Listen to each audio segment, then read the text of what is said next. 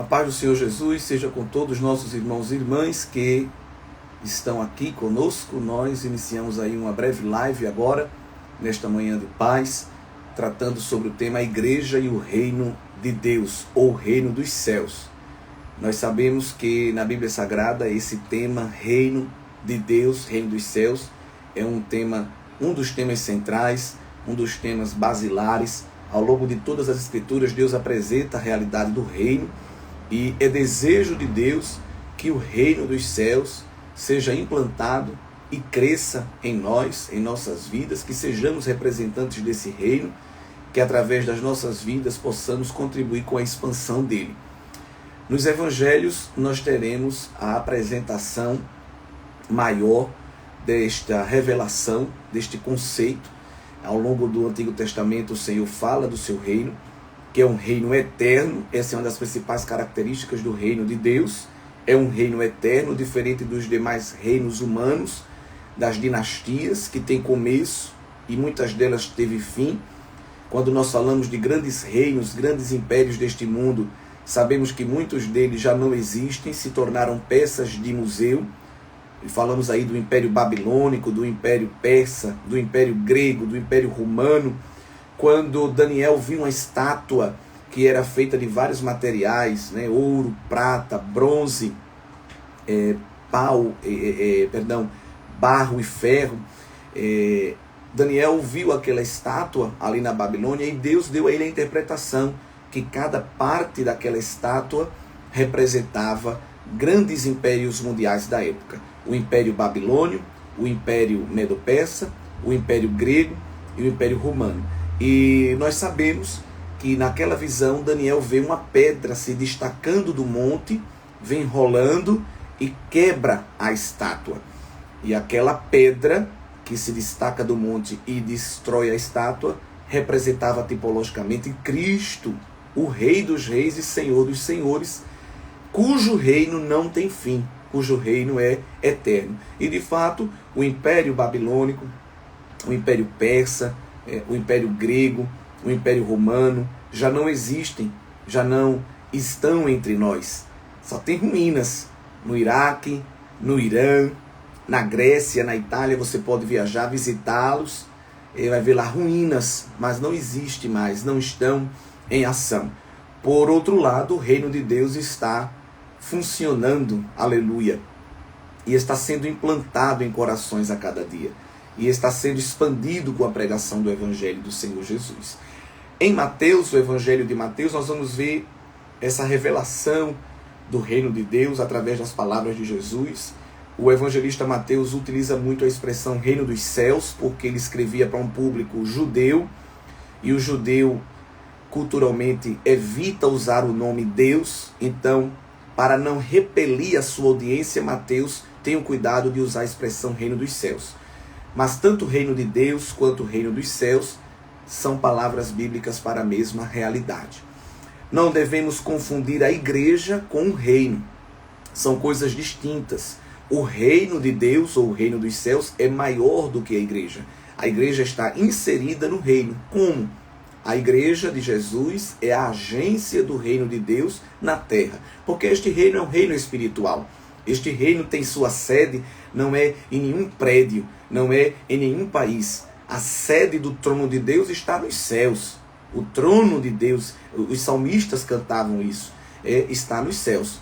Mas na terra Deus tem a sua agência, Deus tem os seus representantes. E estamos falando então da igreja. A igreja é a agência do reino de Deus na terra.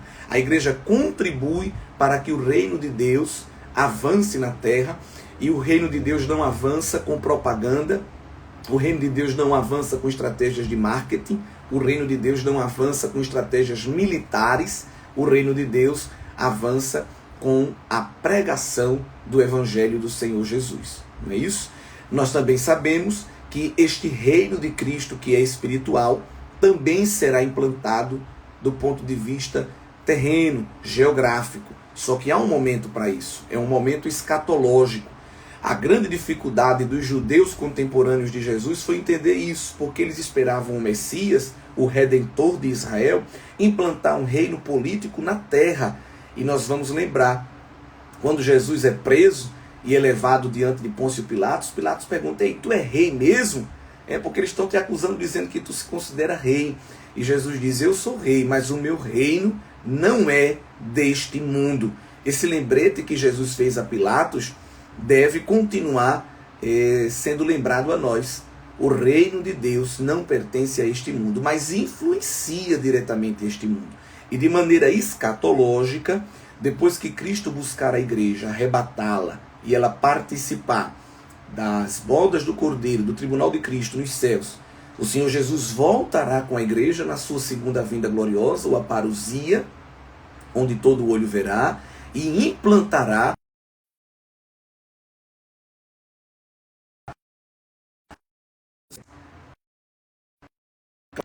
e os pentecostais clássicos acreditam que Deus, através de Cristo, buscará a igreja, ela será arrebatada, não passará pela grande tribulação, e depois da grande tribulação a igreja volta com Cristo para reinar o reino milenial, ou reino milenar. Essa é a interpretação pentecostal clássica que se diz pré-tribulacionista. Respeitamos os que acreditam diferente.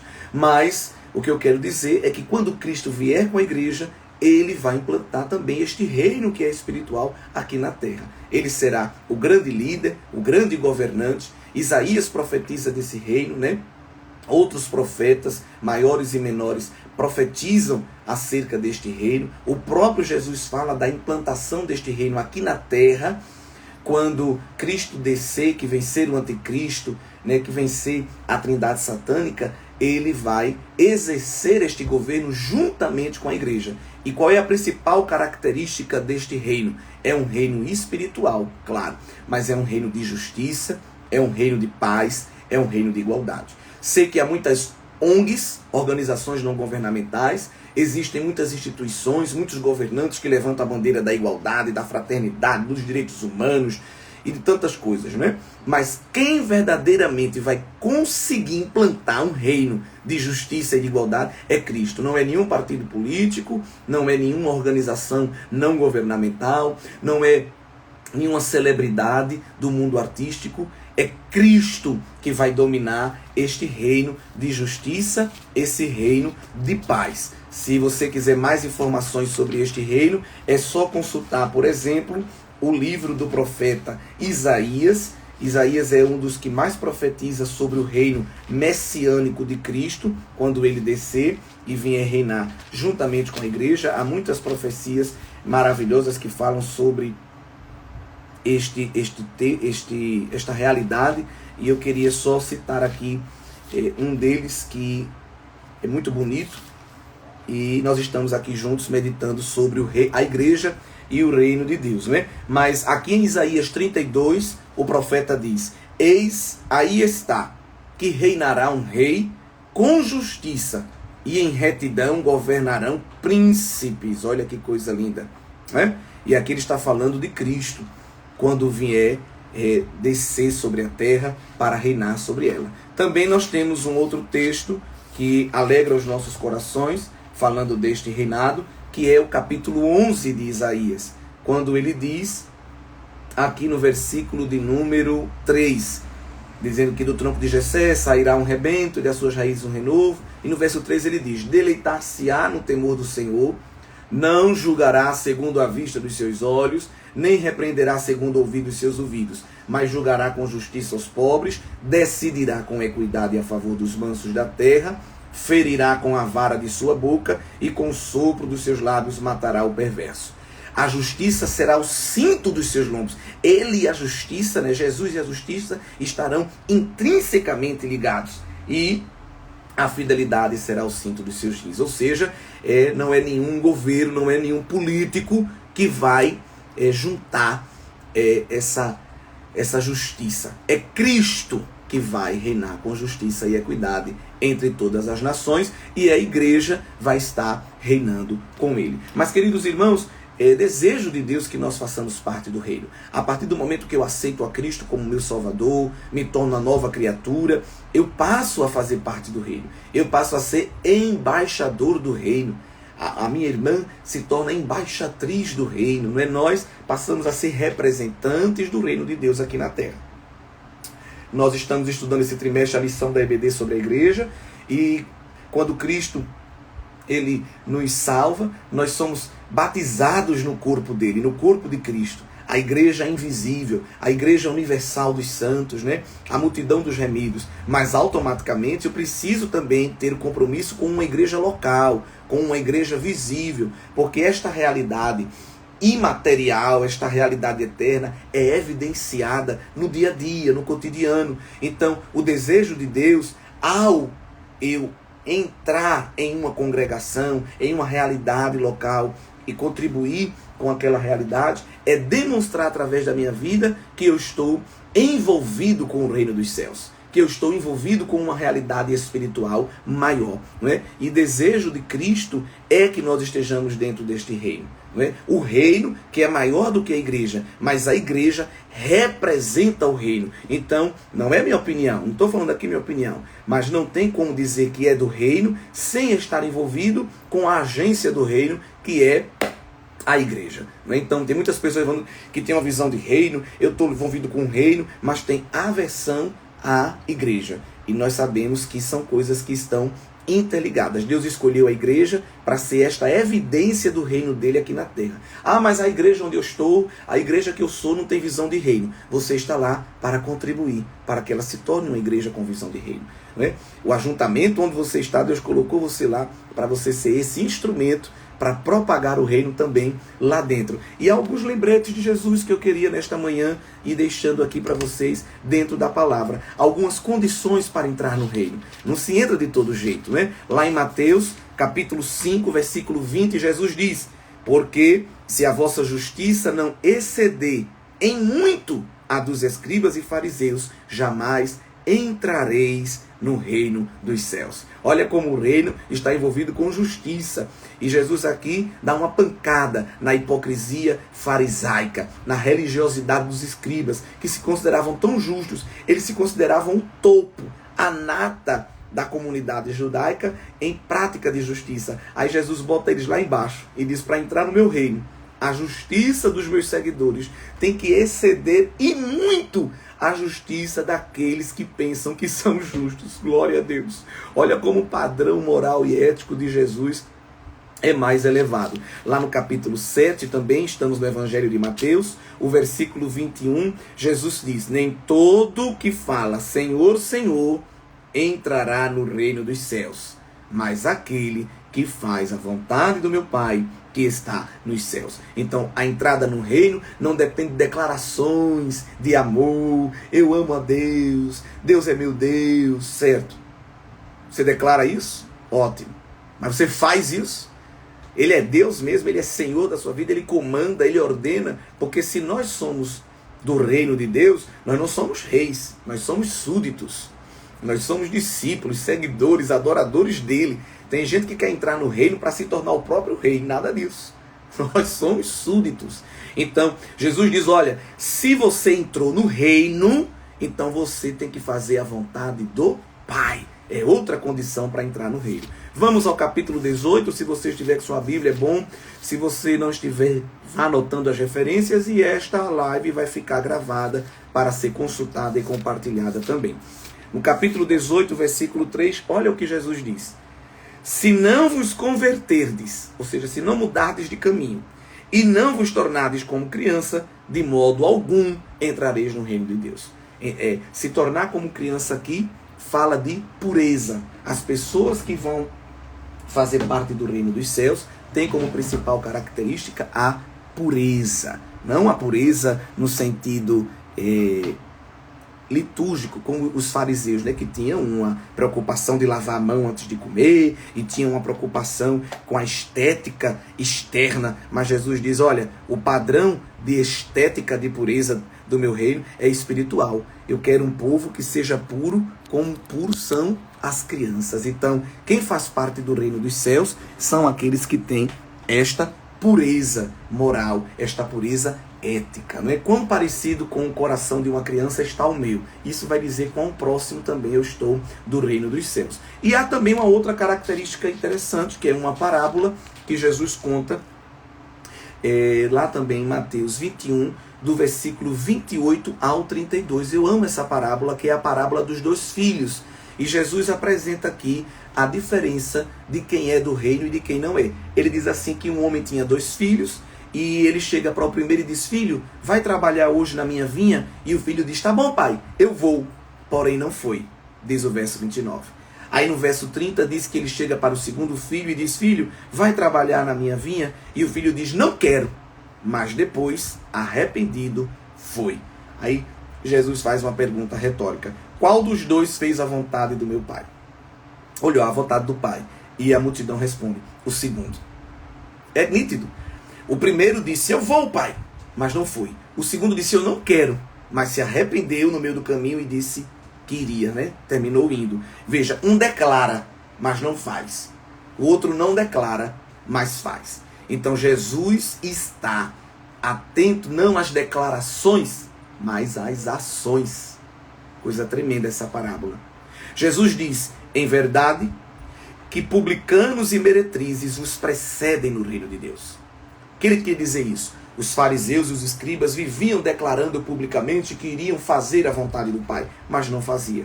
Enquanto meretrizes e publicanos, né, que é a classe de pecadores que Jesus pega como exemplo da sua época, não faziam essas declarações religiosas, mas no fim estavam se arrependendo, estavam se convertendo e estavam passando a fazer a vontade do Pai.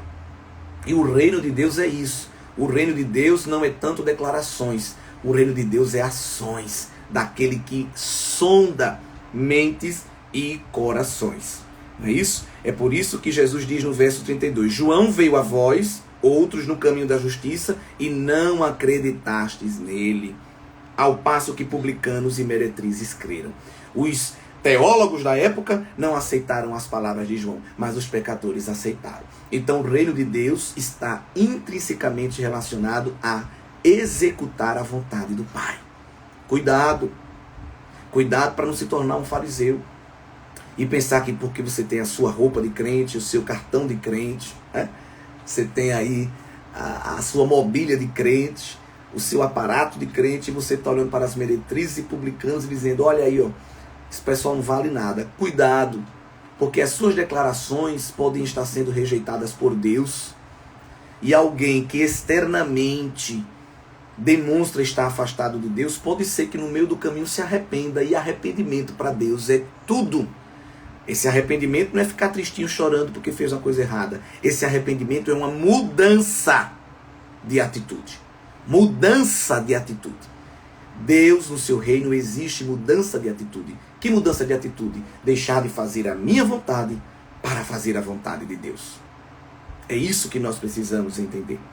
É interessante que o inimigo das nossas almas sabe que entrar no reino de Deus é algo muito importante. E ele vai colocar obstáculos para que a gente não entre.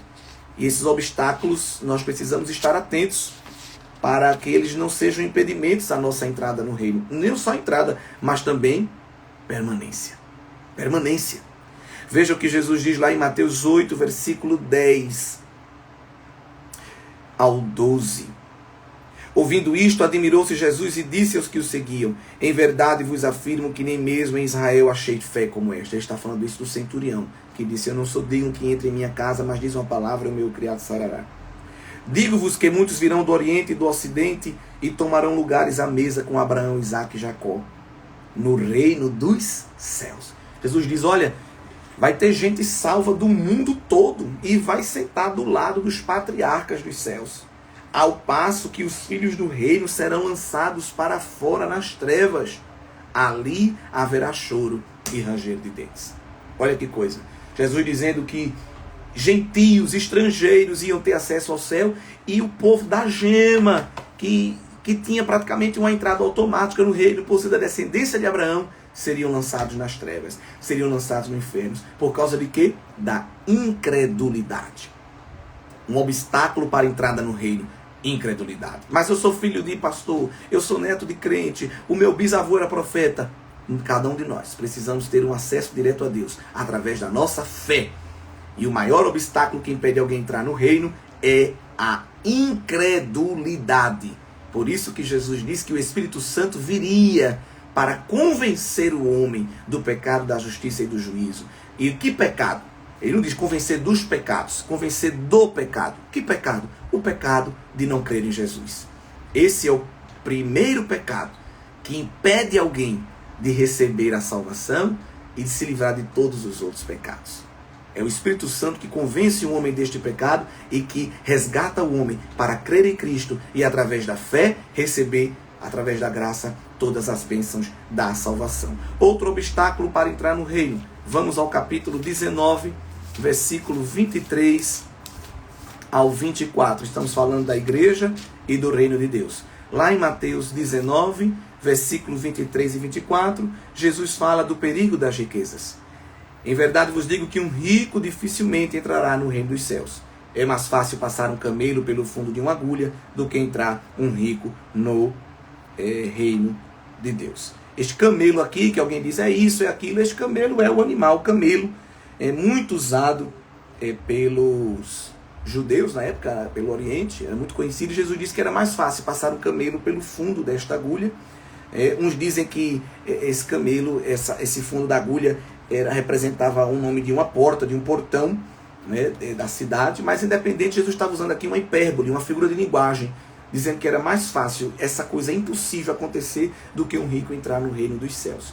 Observe que o perigo não está na riqueza em si, mas na maneira como alguém lida com ela, né? Jesus não era alguém que fazia apologia à pobreza. Olhe, desfaça de tudo, porque você não vai entrar no céu. Jesus não disse que o dinheiro é a raiz de todos os males, mas o amor ao dinheiro é a raiz de todos os males. Jesus disse na sua palavra, né? O apóstolo nos ensina isso, inspirado pelo Espírito Santo. Então, há um problema sério aqui, que evidentemente há um outro impedimento para a entrada no reino. O amor às riquezas, o apego ao dinheiro, aos dotes, às posses, também é um obstáculo para entrar no reino. Porque o reino de Deus é um reino de desprendimento, é um reino de corações abertos, abnegados, é o reino da renúncia. E se há algo, não só dinheiro, mas pode ser muita outra coisa, que eu tenho um apego muito grande, aquele algo ou alguém pode tomar no meu coração o lugar de Deus. E Deus não divide espaço com ninguém. Ele exige devoção completa. E como as pessoas são muito apegadas ao mundo material, infelizmente ficam muitas vezes retidas nas suas riquezas e lhes impede de entrar no reino.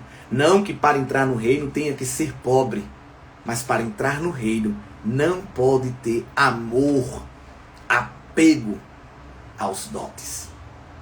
Se Deus abençoa alguém, que reconheça isso como bênção de Deus, mas que as bênçãos de Deus não impeça que alguém viva perto do Deus da bênção. Isso é muito sério. Há um outro obstáculo também, esse registrado pelo Dr. Lucas, no capítulo 9 e no versículo 62. Ninguém que tenha posto a mão no arado, olha para trás, é apto para o reino de Deus. Muito forte esse texto aqui de João, ou melhor, de Lucas 9 e 62. Outro obstáculo para entrar no reino é a inconstância. É deixar de olhar para Cristo, alvo, e olhar para trás. É como a mulher de Ló, que olhou para Sodoma e virou estátua de sal. É aquele apego com o que ficou lá atrás. E o que ficou lá atrás é o passado do pecado. É o passado das manias. É o passado dos vícios. Cristo quer que a caminhada cristã seja sempre para frente, olhando para Jesus, autor e consumador da fé. Quando nós olhamos muito para trás, mostra que o nosso coração ainda está preso lá. É deixar de olhar para o Egito, meus irmãos, e focar na caminhada para a terra prometida. E quando alguém bota a mão no arado e olha para trás, Jesus diz que não é apto para o reino. O arado é aquele instrumento para arar a terra, aquele instrumento de madeira puxado por boi, e quando alguém iniciava o traçado, tinha que continuar. Se olhasse para trás, você é como estar dirigindo um carro. Se eu olhar até para o lado, eu posso sair da pista. Jesus está dizendo isso. Se alguém está arando a terra, seguindo uma linha reta e olha para trás, quando retoma a caminhada, ele saiu da linha. Este é o perigo de olhar para trás enquanto se caminha na obra de Deus. perder a linha, perder o foco, perder a direção e terminar saindo do caminho. Isso é um problema grave. Então esse também é um obstáculo para entrar no reino. Que obstáculos são? Resumindo, a incredulidade, o apego desenfreado às riquezas e também a inconstância de quem ainda está apegado com o que deixou para trás. Queridos irmãos, o reino de Deus também é comparado a algumas figuras de linguagem nos evangelhos. Lá em Mateus 13, ele é comparado ao fermento no versículo 33. O reino dos céus é semelhante ao fermento que uma mulher tomou e escondeu em 3 medidas de farinha até ficar tudo levedado. É interessante que na Bíblia, geralmente o fermento representa algo de impureza. Mas aqui, especificamente, eu tenho que olhar para o contexto. A figura de linguagem de fermento é utilizado bem de maneira boa, de maneira benéfica. O que Jesus quer dizer que o reino é semelhante a uma mulher que colocou fermento na massa e depois levedou? É que o evangelho, ele tem um efeito invisível, uma ação invisível, mas que se reflete no visível. O evangelho é algo que começa no interior, mas aparece no exterior. O fermento é algo muito pequeno. Quando eu vou fazer um bolo, eu uso mais trigo ou mais fermento? Eu uso mais trigo. Mas a pitadinha de fermento que coloco no trigo muda toda a característica do bolo. Aumenta a massa. Assim é o evangelho. O evangelho aparentemente é imperceptível. É algo que começa lá dentro da gente. Ninguém está vendo. Ninguém vê a comunhão que nós temos com Deus. Ninguém vê a ligação inicial que eu tenho com Deus, a minha comunhão com Ele. Mas quando eu abro a minha vida como esta massa para receber o Evangelho vai promovendo aquela reação química, espiritualmente falando, glória. E a graça de Deus vai fazendo expandir a massa, de maneira que todos vão ver agora o seu efeito. O que significa isso? Se eu faço parte do reino e o reino não promoveu uma mudança em mim, eu não faço parte do reino. Que reino é esse que é só invisível? Não, esse reino também é visível. Esse reino também é mostrado no mundo exterior, não é só no mundo espiritual. Não, eu tenho o evangelho, mas no meu coração. O evangelho está dentro de mim. Mas cadê que a gente não vê a massa?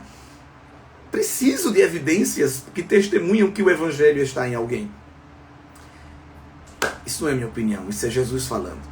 Se alguém diz que foi mudado pelo evangelho, mas continua com o mesmo comportamento, com a mesma postura, queridos, temos que aceitar isso. O evangelho muda a aparência.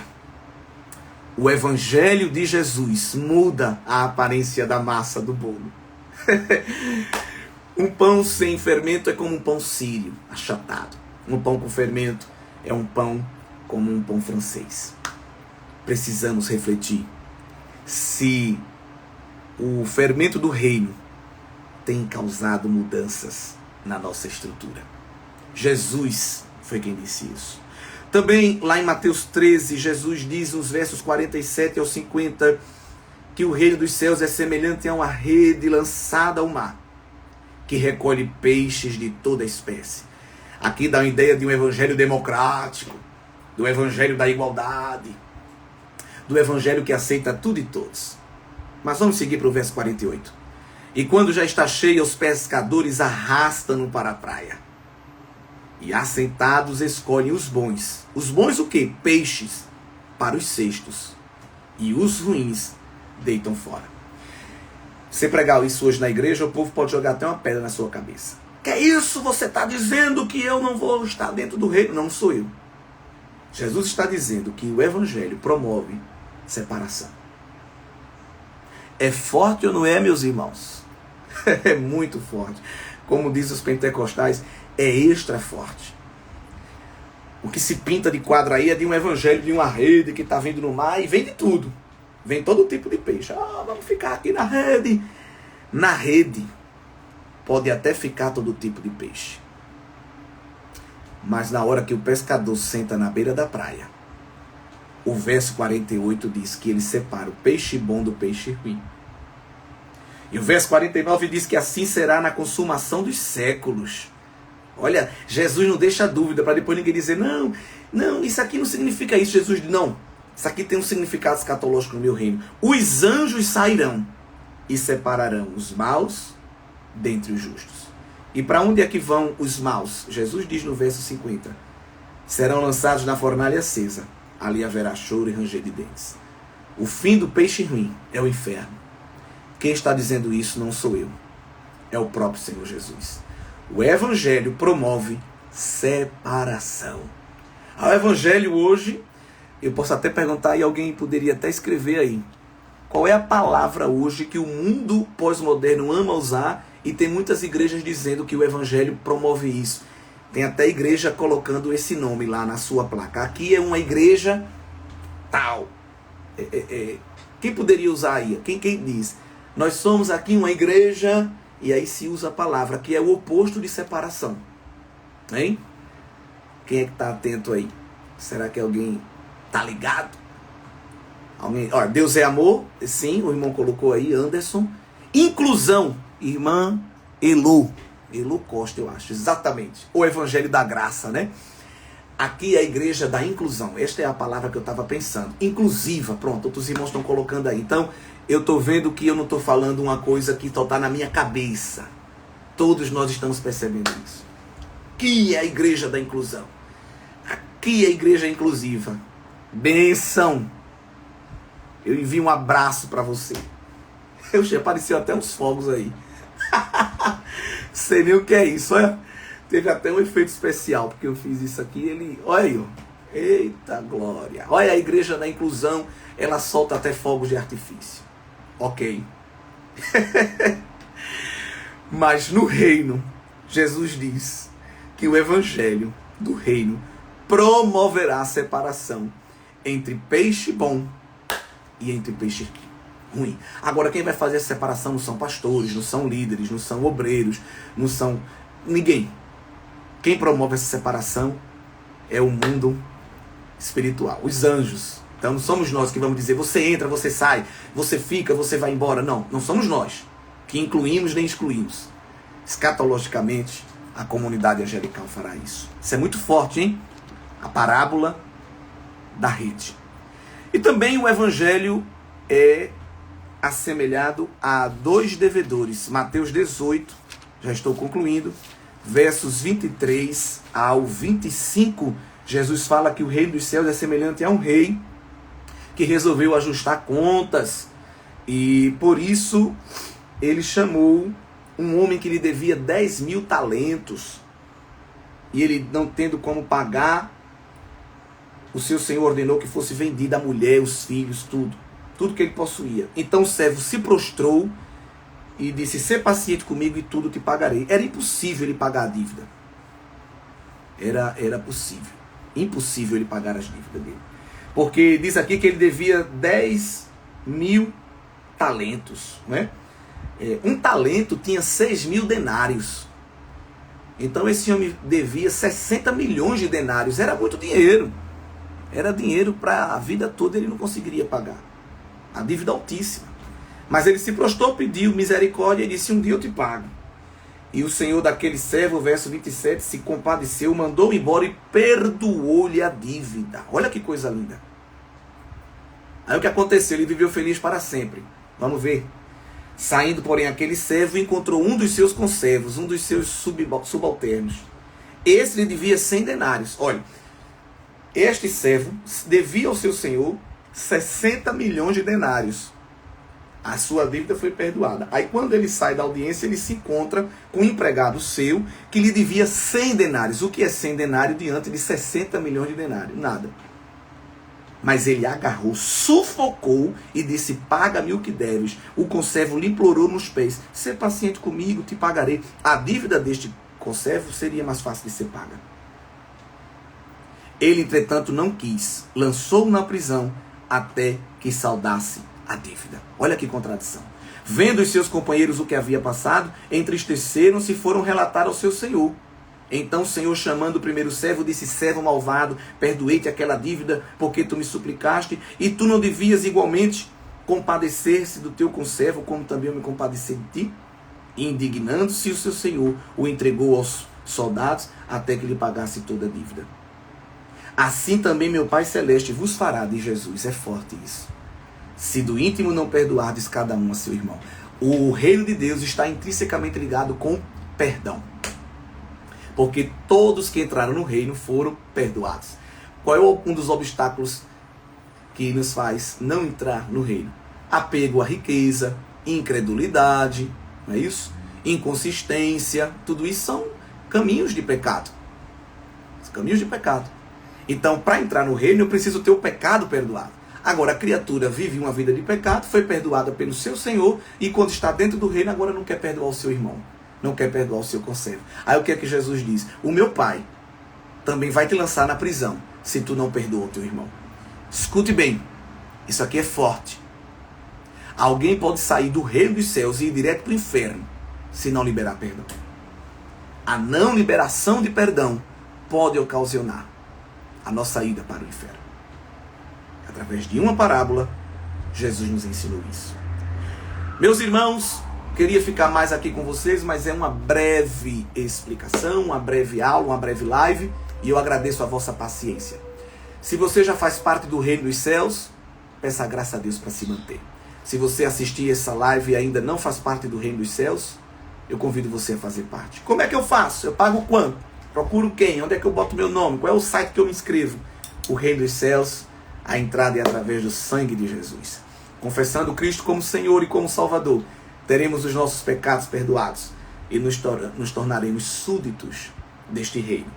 Um reino que não tem fim. Glória a Deus. Este reino escatológico que está prestes a ser implantado também aqui na terra. Glória a Deus. Lá em Apocalipse, capítulo 19, João, no verso 6, ouviu uma voz como de numerosa multidão, uma voz como o som de muitas águas e de trovões, dizendo: Aleluia, pois o Senhor reina, nosso Deus, o Todo-Poderoso. No céu nós cantaremos o reino de Deus. Este reino será implantado na terra, definitivamente, e reinaremos com Cristo. Mas para reinar com Ele, o reino literal, precisamos nos submeter ao reino espiritual que já está implantado em nossos corações. Deus abençoe a sua vida. Vi pessoas aí da Alemanha, do Japão, e fico feliz em saber que através das redes sociais o Evangelho de Deus está atravessando o mundo. Guarda esta palavra no teu coração. Deus te conceda uma semana excelente. E se você quiser compartilhar com alguém, compartilhe, porque este conteúdo pode chegar no coração de alguém que ainda não faz parte do reino dos céus. Tá bem? E depois que você entra no reino, você precisa evidenciar isso através do envolvimento com a agência do reino, que é a igreja. Deus abençoe a todos, em nome de Jesus.